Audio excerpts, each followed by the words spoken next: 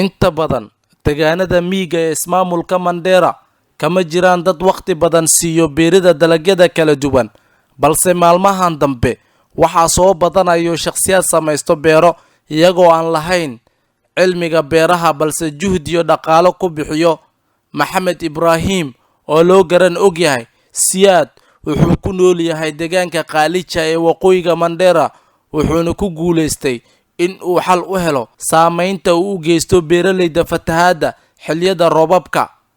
wuxuuna meel ka baxsan beeraha webiga ka samaystay dhul uu ku tabco qudaarta kala duwan.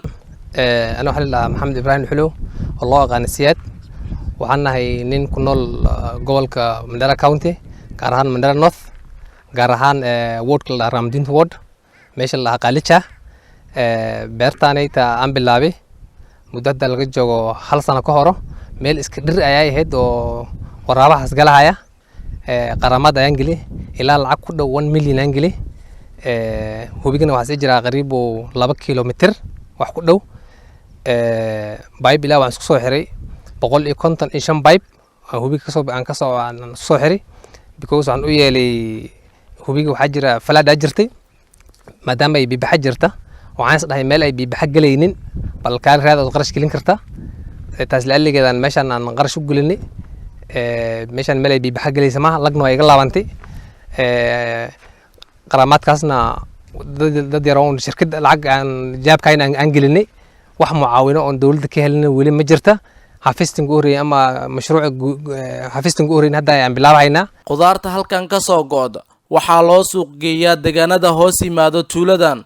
waxaana tani yaraysay qudaarta laga keeni jiray deegaanada fog sida Mandera. beertan waxaan ku abuurnay basal yaanya barbarooni qara iyo waxaan abuurnay baybay intaas hadda aan noogu taala alxamdulillah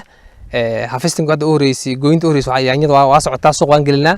hadii yoonkii 15 garjeel 16 garjeel waan ka qaadnaa fillahi alxamdu suuqna hadda meero xumo 700 800 ay samarahaya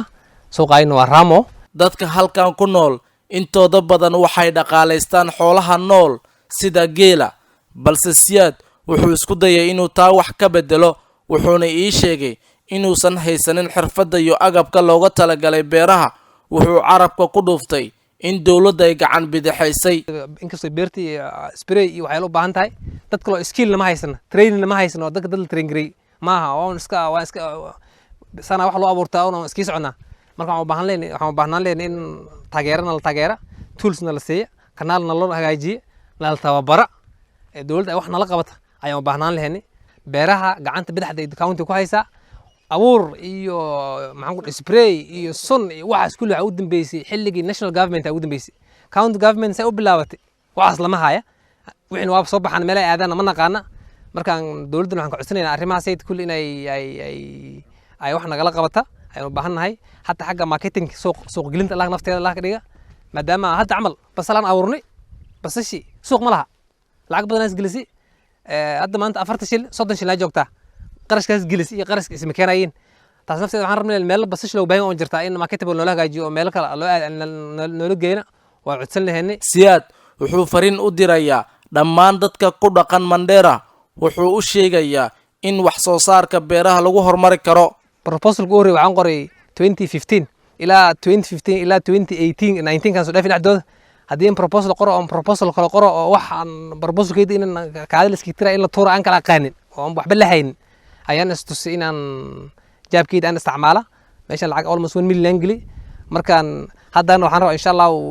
sanduuqa loo hagaaji waxaan ogaan rabaa wixii meesha iga soo galay iyo wixii aan isticmaalay qarashki inaan ogaada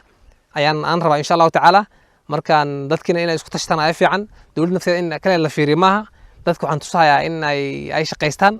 wax qabad yeeshaan beeraha xoog la saarta dhulka la tabcada irsaaqada ilaahay haay bismillaahir rahmaanir rahiim la dhaha dahabkan county laga raadinaa waa la waayay lama haaya la iska taaya xoog la saar sidii wax soo saar lagu sameyn lahaa xagga beeraha ayaan rabaa inaan dadweynahan ugu baaqa. xilliyada roobabka waxaa qasaaro beeralayda ku leh beero jiinka webiga Dawa waayo wuxuu jabsadaa qararka taasoo sababto fatahaad geysato saameyn ballaaran. Maxamed Ibrahim Sahan FM Qaalija Mandera North.